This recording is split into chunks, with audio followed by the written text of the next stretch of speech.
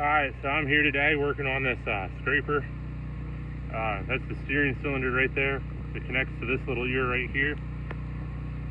The customer had a guy working for him, like an employee. Started on this. It broke right there.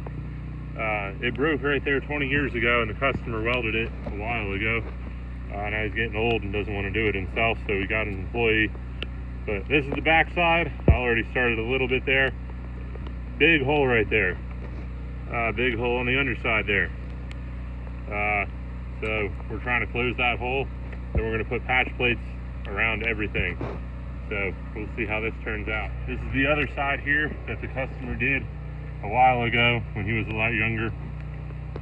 Pretty much we're doing the same thing, just for a second time. Alright, so this camera might die, but yeah, so that was where that hole was. We got that filled in and welded. It's not completely solid, but it's a lot better than it was. We got the bottom filled in and welded, and then we put a patch plate over it. We can't put a patch plate in there because it would affect the steering cylinder. We got patch plates on on both sides there. Went 3 passes around there. Where the customer had welded, I went and welded over top of that. Got that filled in some more, as well as up there on the top. Same deal. Customer was a little bit low, so I went and filled that back in. Went 3 passes around each patch plate.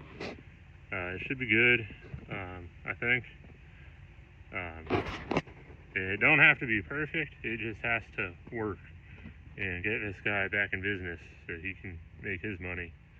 A lot of people on Facebook say a lot of negative things about my welds, but I mean, I do a lot better than that side. And this side held for 20 years. So yeah, as long as it holds, gets the job done, that's all this guy wants.